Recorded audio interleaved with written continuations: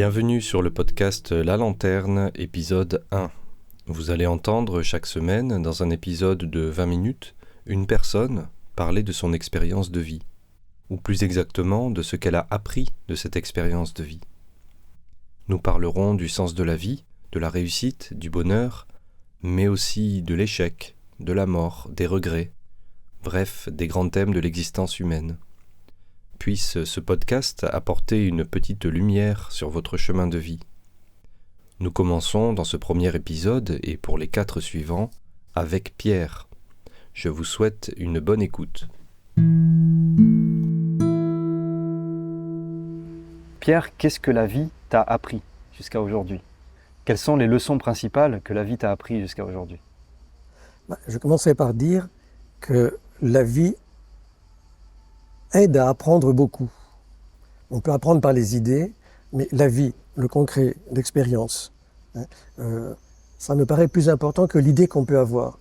Par exemple, quand on est jeune, on peut penser avoir un projet professionnel. Plus tard, je sais pas, quand on travaille, on peut penser à évoluer dans telle ou telle direction.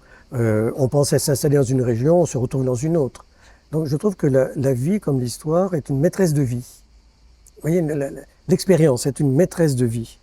Et dans le monde d'aujourd'hui, qui est quand même marqué par une grande mobilité, on bouge beaucoup de métiers, d'idées, parfois même de familles, etc. Donc la vie, il faut à la fois la favoriser et la suivre. J'étais universitaire pendant longtemps. Je disais souvent aux étudiants, passez des concours, vous verrez bien celui que vous réussirez. C'est la vie. Voilà. C'est pas forcément ce à quoi vous aviez rêvé, mais je prends un autre exemple. J'ai eu beaucoup d'amis quand j'étais en terminale, il y a longtemps, qui rêvaient par exemple d'être médecin. Très bien. La première fois qu'ils ont mis les pieds dans un hôpital, ils ont dit c'est pas fait pour moi. C'est ça, la vie, l'expérience. Nous autres latins, me semble-t-il, on aime bien les idées. Le monde anglo-saxon préfère l'expérience. Voilà. Et donc la vie, voilà, première chose, la vie, elle apprend beaucoup. Voilà. Ensuite, la vie, il faut aussi savoir saisir les opportunités. Je vais prendre l'exemple d'une amie à moi qui avait fait de la philo. Bon, ça lui avait plu, mais devenir prof, non. Et du coup, elle avait passé les concours administratifs. Et elle se retrouve au ministère des Finances à gérer les retraites des fonctionnaires. Donc, difficile d'imaginer plus stimulant pour l'intelligence. D'accord? Et elle s'est dit, c'est pas possible, je vais pas rester là-dedans. Et elle-même vient d'un milieu très modeste. Et elle ne sait pas comment lui est venue cette idée d'être un jour ambassadeur. Et alors, elle a réfléchi pendant la première année, et elle a compris qu'il fallait passer par l'ENA. Passer par l'ENA, ça suppose d'être préparé. Donc elle avait 4 ans pour se préparer.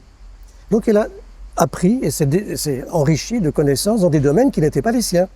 Mais comme elle n'était pas bête, parfois ça rentrait bien. Et puis, dans le ministère des Finances, il y a un concours interne pour passer l'ENA. Pendant 1 an, on est préparé, on ne fait que ça. Elle le passe, elle réussit, pendant 1 an, elle prépare, elle rentre à l'ENA.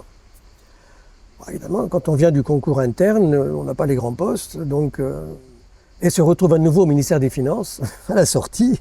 Bon, elle avait grimpé de grade, mais au ministère des Finances, et là, elle faisait plus tout à fait la même chose, mais enfin, c'était quand même pas passionnant du tout. Et du coup, elle guette une opportunité d'aller dans une autre section, on appelle ça une direction de ministère, qui était la direction des relations économiques extérieures. Tout se passe à Paris, mais au moins on est en lien avec l'étranger. Donc déjà, elle était... Voilà. Et puis elle avait un principe, je dirais une méthode pour avancer dans la vie. C'était de toujours faire au mieux ce qu'elle devait faire. Et donc, elle gravit des échelons encore là-dedans. Son patron, au bout d'un moment, quelques années, est nommé dans un ministère qui aujourd'hui a disparu, qui s'appelle la coopération. Et elle s'arrange pour que son patron la prenne avec. Normalement, il devait rester aux finances. Ce qui est assez rare, elle a réussi à partir à la coopération. C'est-à-dire l'ambassade, enfin le ministère des Affaires étrangères pour nos anciennes colonies, pour parler clair. Très bien. Ce ministère a été absorbé par le Quai d'Orsay, c'était le ministère des Affaires étrangères, et il a eu 3 postes d'ambassadeur. Mais la finale est essentielle. Elle a des collègues des pensions qui sont restés aux pensions. Vous voyez, toujours toujours saisir des opportunités, pas simplement se laisser porter. En clair, tenir le gouvernail. Le courant est le courant, mais parfois il faut savoir godiller, il faut savoir, etc. Et au fond, c'est ce qu'elle a fait. Et je trouve que c'est un bel exemple pour vous montrer comment la vie, il faut la suivre, mais aussi l'aider. Si on se laisse porter, alors la vie, parfois, elle vous mène dans des impasses. Mais ça fait partie du lot, c'est un peu normal. Mais il y a aussi le positif, elle vous réserve des surprises. Moi, par exemple, je n'aurais jamais imaginé devenir prof de fac. J'étais incapable d'expliquer à ma jeune sœur les problèmes élémentaires de mathématiques. D'accord? Donc, en fait, je suis d'abord parti dans le privé, etc. C'est tout un concours de circonstances qui m'a mené pour un an à venir travailler dans une fac. On m'a dit, mais si vous êtes là, peut-être faites une thèse. Enfin, ne faites pas que le travail qu'on vous demande. J'ai fait. En fait, on m'a testé. On m'a testé. Puis après, bon, j'ai eu une bonne thèse. Après, on m'a fait passer des concours. Et du coup, je suis resté dans la voie. La vie m'a aidé à découvrir ce que je portais en moi. Voilà. Tout à l'heure, j'évoquais le négatif. J'ai été pendant des années responsable des stages à Sciences Po. Et les stages, les étudiants choisissent un peu ce qu'ils trouvent, enfin, ce qui leur plaît, ce qui leur dit, très bien. Toujours à l'étranger. Hein. Puis l'étranger, c'est pas Monaco, c'est le Chili, c'est le Japon, c'est le Canada, etc. Et je me souviens d'une étudiante, donc là on est en 4e année, une étudiante qui ne pose aucun problème, je dirais neutre. En Provence, on dirait, elle passe entre le mur et la peinture. Et elle choisit un stage prudent au consulat de France en Californie. Très bien. On parlait français, mais elle était en Californie, donc elle avait l'occasion de parler anglais, très bien. Le stage démarre très mal. C'est un poste qu'on connaissait bien, mais le titulaire avait changé et ne voulait pas s'encombrer d'une stagiaire. Et la pauvre petite se retrouvait là-bas et disait, mais j'ai pas les moyens de revenir en France, de repartir, etc. Est-ce que je peux trouver quelque chose? Bon. Au bout d'un moment, elle trouve un stage. On communique avec l'entreprise. Alors c'était un truc de responsable de marketing, de je sais pas quoi, dans le domaine automobile. Bon, très bien. On se met d'accord, très bien. Elle passe 6 mois dans cette entreprise. À son retour, je découvre que l'entreprise où elle était, donc le stage très bien habillé, c'était en fait, en français, un concessionnaire automobile. Et la petite Frenchie, elle a vendu les voitures. Ce qu'on appelle le marketing. Mais, ce qui était génial, c'est qu'elle a découvert l'entreprise. Elle m'a dit, non, les ventes de voitures, c'est pas mon truc, mais elle a découvert l'entreprise. À son retour, ses amis ne la reconnaissaient pas. Et du coup, ayant trouvé, je dirais, son terreau, elle s'est complètement déployée. Et plus tard, ensuite, elle a fait un master dans une école de commerce, et elle a très bien réussi. Ça a été l'occasion, voilà. À partir d'un échec, les circonstances ont fait qu'en fait, elle s'est révélée à elle-même.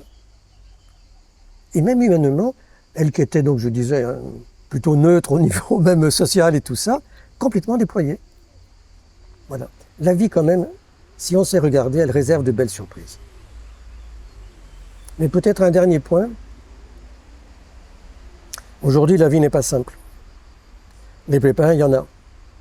Pépins dans une famille. Aujourd'hui, les mariages durent 5 ans, la moitié des mariages durent 5 ans. D'accord ? Quand il y a mariage, enfin, etc. Au niveau professionnel, les boîtes les plus solides peuvent fondre en 6 mois. Donc il y a beaucoup d'aléas. Aléas donc personnels, aléas professionnels, aléas géographiques, etc. Devoir prendre en charge les parents, enfin plein de pépins. C'est dans le logiciel de la vie. Il ne faut pas se dire tout s'arrête parce que j'ai un problème. Il faut se dire dès le départ, ça peut arriver. Je peux tomber malade, je peux avoir un enfant malade, je peux, etc. Je peux avoir un problème professionnel. Si dès le départ on n'enregistre pas ce facteur qu'on ne peut pas contourner, dans la vie, il y a toujours des problèmes. Mais celui qui réussit, c'est celui qui s'est dépassé. Souvent, je disais, c'est un peu mon tempérament, même si je suis par terre, même à 4 pattes, je continuerai à avancer. C'est pas parce qu'on a 4 pattes qu'il faut s'arrêter. La vie, il faut croire en la vie. Enfin, c'est surtout dans le monde d'aujourd'hui qui est plutôt sombre, plutôt terne. Dans les médias, il n'y a que des problèmes, que des voies sans issue, que des pandémies, des guerres, des machins, des trucs. Observez ce qu'ont vécu les parents ou les grands-parents. Moi, j'ai connu une génération de grands-parents qui ont traversé la guerre de 14, la crise de 29 et la Seconde Guerre mondiale. Je veux dire, par rapport à ce qu'on vit, parce que peut-être l'électricité va coûter plus cher, mon Dieu, il y a pire dans la vie, quoi. Enfin, hein.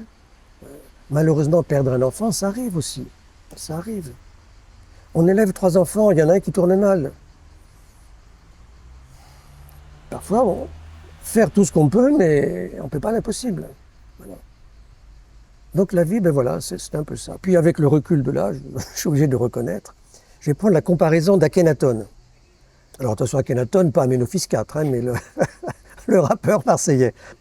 Dans une émission de télé, il a dit Marseille, c'est une émission sur Marseille. Il a dit Marseille, c'est comme une mosaïque. Si on regarde le détail, ils sont tous différents. Mais quand on prend du recul, l'ensemble forme une harmonie. Et la vie, c'est ça. Il y aura des petites pierres noires, des petites pierres de couleur, très bien. Mais la vie, c'est ça. C'est une mosaïque de choses positives, négatives, mais dont l'ensemble, c'est quelque chose qui peut être beau même dans des situations très difficiles. Je connais des gens qui ont traversé la Seconde Guerre mondiale dans des conditions épouvantables. Ça ne veut pas dire pour autant que toute leur vie s'est arrêtée là. Ils ont eu la chance de s'en sortir et ils ont continué, ils ont rebondi, ils ont su, voilà. On est dans un jardin, c'est comme un arbre. Il y a des arbres, évidemment, si à la première gelée, vous coupez le tronc, ça n'ira pas loin, quoi. Bon. Deuxième gelée, tant pis, deuxième gelée, mais le tronc n'est pas forcément mort. Coupez ce qui est sec et puis laissez pousser la nature. La vie, c'est formidable. Et tu parles de principes et méthodes, tout à l'heure tu as évoqué ça. Dans cette mosaïque de choses positives et négatives, quels sont les principes ou méthodes, avec le recul, que tu as appliqués dans ta vie? D'abord, faire à fond ce qu'on a à faire. Non seulement pour le résultat, mais pour soi-même. Je prends un exemple. Quand je suis arrivé en fac de droit, je viens d'un milieu très modeste. Mes parents m'ont dit, mais qu'est-ce que tu vas faire là? Je dis, bon, à part avocat, je suis magistrat, ils ne voyaient pas du tout. Et moi, j'avais une conviction de fond. Mais la première année, je me suis dit, il faut que je me prouve à moi-même que je peux marcher là. Je viens d'une formation scientifique, donc qu'est-ce que je fais en droit, etc. Mes parents me rêvaient ingénieur, enfin le truc classique. Et la première année, je me suis vraiment défoncé pour me prouver à moi-même, pour voir à moi-même, voilà, si c'était bien ça. Donc, première chose, foncer. Deuxième chose, je l'ai un peu évoqué tout à l'heure, savoir qu'il peut y avoir des pépins. Et j'ai eu un pépin en deuxième année. La première année avait très très bien marché, donc la deuxième année, j'avais un petit peu mis le pied sur le... Je dirais pas le frein, mais enfin, j'avais changé de vitesse, quoi. Bon. Et j'ai eu l'examen, mais de justesse. Alors, j'ai rebondi, mais pour expliquer comment j'ai... Après, j'ai été major tout le temps. Hein. Tout le reste de mes études, j'étais major. Mais ce que je voudrais dire, c'est le principe du trampoline. Voilà, deuxième méthode. Le principe du trampoline. Le trampoline, vous savez, sur les plages, c'est un truc en plastique qu'on a tendu très bien, puis on saute, très bien. Qu'est-ce qu'il faut faire pour sauter haut? Il faut s'enfoncer davantage. Et donc souvent, quand on s'enfonce davantage, c'est l'occasion, si on veut la saisir, de rebondir très haut, et même plus haut. Et ça, je l'ai souvent dit, principe du trampoline, oui, comme leçon de vie. Voilà. Et deuxième chose. Hein. 3, je l'ai déjà indiqué, ne pas avoir peur des échecs, des impasses, etc. Voilà. Hein. Mais prenons l'image d'un torrent de montagne. Un torrent de montagne, il passe. Vous mettez un mur de béton. Vous croyez que le torrent va s'arrêter? Il va passer dessus, dessous, à côté, peu importe, mais l'eau passera. C'est ça la vie. Même s'il y a un mur, un gros rocher, n'importe quoi, la vie, elle coule. Voilà. Et donc, ne pas freiner la vie. Elle vous emporte, mais je prenais l'exemple de tout à l'heure, il faut tenir le gouvernail. Il faut tenir le gouvernail. Ça oui, tenir le gouvernail de sa vie. Tenir le gouvernail de sa vie, mais quelle direction viser du coup? Vous avez vu le film Christophe Colomb, avec la musique Vangelis, etc. Bon, très bien. Dans sa tête, il savait où il allait, enfin il pensait très bien, mais il avait quand même de gros doutes. Très bien. Au fond, à travers cet exemple, on peut avoir un but et chercher à l'atteindre. Mais si on ne l'atteint pas, c'est peut-être que ce n'était pas le bon but. Voilà, ça fait partie des aléas de la vie. Voilà. Donc, il faut avoir un but. Voilà, je veux marcher vers ça, je veux épouser telle personne, très bien. Et pour de route, on se rend compte que finalement, c'est pas ça. Écoutez, on a fait une expérience, on sait ce qui ne va pas, tant pis, on va chercher autre chose.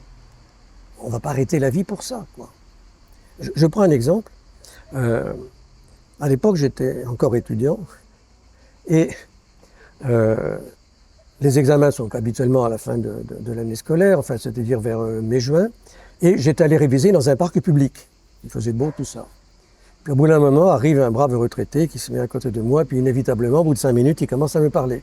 « Ah, qu'est-ce que vous faites ?» C'est bien. Non, je l'explique, très bien. Et vous moi, j'étais ingénieur aux travaux publics, mais en fait, je voulais rentrer à l'X, j'ai tout fait pour rentrer à l'X, j'étais admissible, j'ai pas été reçu, et pendant un quart d'heure, il me parle de son échec. Je me suis dit, 40 ans après, il reste là-dessus. Vraiment, ça l'avait focalisé, quoi. Il restait sur son échec. Et je me suis dit, le pauvre type, mais non, si on fait ça, on vit comme un fantôme, enfin, c'est pas possible. Regardez les gens qui ont été déportés pendant la guerre. S'ils étaient restés là-dessus, ils n'auraient jamais rebondi. J'aime bien l'exemple, bon, il est très connu, c'est facile, mais de Simone Veil. Elle a vu sa mère mourir dans les marches de la faim pendant l'hiver 45. Très bien. Elle a su rebondir. L'échec, c'est jamais l'échec final. Même un prisonnier, même quelqu'un qui a fait des bêtises dans sa vie, qui a fait 20 ans de bêtises, enfin plutôt des grosses bêtises et 20 ans de séjour hébergé par la République. Bon. Mais en sécurité. Bon. Mais même quelqu'un comme ça peut redémarrer une vie. Il y a quelqu'un dont j'ai oublié le nom, peu importe. Il a été déporté avec toute sa famille pendant la Seconde Guerre mondiale. Il est le seul à en être revenu. Il a pu redémarrer une vie, se remarier, avoir des enfants. Et 20 ou 30 ans plus tard, il faisait du camping dans une forêt des Landes, je crois. Feu de forêt. Toute sa famille est morte dans l'incendie, sauf lui. Je ne sais pas si vous voyez dans une vie, on n'est pas cabossé là, on est explosé. D'accord? Et ce type disait, dans son bouquin, mais désolé, j'ai oublié son nom, mais j'ai quand même réussi à rebondir. Ça n'a pas empêché de garder la douleur et tout ça, mais la vie ne s'arrête pas. Très bel exemple, quoi, des gens qui savent, quoi. Bon, jadis, on écrivait Robinson Crusoe, bon, c'est sympathique, mais au fond, c'est un peu ça quand même, la vie.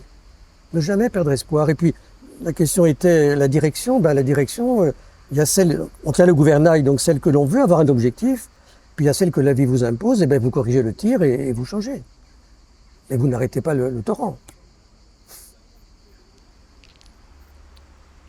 Là, tu as pas mal insisté sur la notion d'échec. Aujourd'hui, du point de vue qui est le tien, comment tu définirais une vie réussie ou une vie, entre guillemets, ratée? Quand j'ai fini mes études au lycée, j'étais allé demander quelques conseils à quelqu'un qui avait déjà nettement plus d'âge que moi. Et dans l'entretien, il a utilisé une formule qui m'a toujours beaucoup aidé.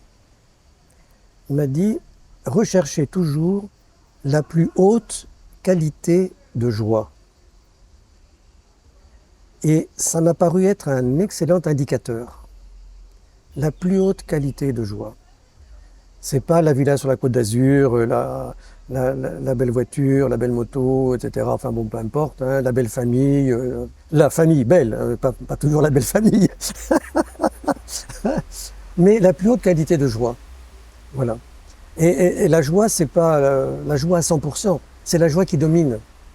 Parce qu'elle assume les problèmes. Dans l'éducation, dans une famille, les enfants, il n'y a pas que des passages faciles. Mais quand à l'arrivée, au fond, ça se passe bien, les parents, il y a eu la difficulté, les inquiétudes, la souffrance peut-être, mais il y a une satisfaction. C'est ça la qualité de joie. Voilà. Ça se voit chez les grands-parents, c'est typique, les parents déjà, mais les grands-parents. Donc réussir sa vie, c'est peut-être un peu égoïste, mais c'est d'abord personnel. Voilà. Même dans un couple. C'est d'abord personnel. Et les causes de cette qualité de joie peuvent être diverses, mais c'est le résultat qui importe. Je prends un exemple. Pendant longtemps, quand j'étais au lycée, je ne savais pas ce que j'allais faire plus tard. Donc on voulait à tout prix m'orienter vers... j'avais fait des tests, je ne sais pas quoi, donc je devais devenir ingénieur. Enfin, a priori, c'était ma voie. Bon. Et je ne sais pas, en seconde peut-être, ou en première, je pensais déjà, pour tout un tas de raisons, je pensais déjà au droit, mais bon, une idée comme une autre. Et c'est lors d'un voyage en Angleterre. On avait une demi-journée, enfin quelques jours à Londres, une demi-journée libre. Alors moi j'étais allé dans cette partie du côté de la Tour de Londres où il y a tout le côté juridique, les tribunaux, les bureaux des avocats, etc. Alors, vous savez, c'est du Tudor reconstitué, etc., avec des vieux arbres et tout ça. C'est en plein été et les fenêtres étaient ouvertes. Dans cette ambiance, à travers les fenêtres ouvertes, je voyais des collections de gros bouquins. Là, je me suis dit, je serai juriste. C'est drôle. À quoi ça tient? Oui, c'est ça la qualité de joie. Et c'est quelque chose que dans mon parcours professionnel, j'ai toujours retrouvé. Même si j'ai fait des métiers très différents, qualité de joie. Je pense que voilà, une vie réussie, c'est pouvoir se dire à l'arrivée, l'âge venant, disons, hein, quand on peut avoir un peu de recul, se dire, ben oui, ça quand même, c'était pas mal. C'était pas mal. Encore une fois, même s'il y a eu des passages négatifs, voire très négatifs, mais ça on ne peut le dire qu'à l'arrivée. Enfin que, bon, après quand même pas mal de décennies. Je parle en connaissance de cause.